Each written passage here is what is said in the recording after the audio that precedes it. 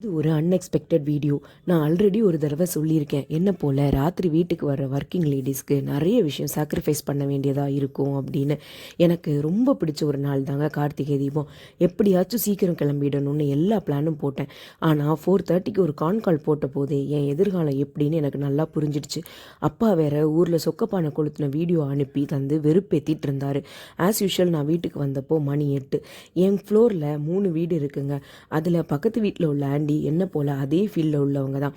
நானும் அவங்களும் நமக்கு கார்த்திகை மார்கழி எல்லாமே ஒர்க் பிளேஸ் தாமா அப்படின்னு புலம்பிகிட்டு இருந்ததை ஆப்போசிட் வீட்டில் உள்ள ஆண்டி கேட்டுட்டு இருந்தாங்க.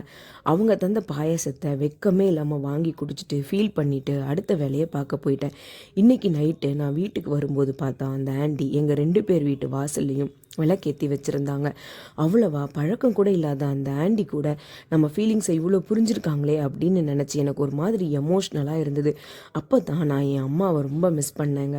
அவள் இருந்திருந்தா என்னை கண்டிப்பாக டவுனாக ஃபீல் பண்ண விட்டுருக்க மாட்டா அப்படின்னு. உங்களுக்கும் இப்படி நடந்திருக்கா?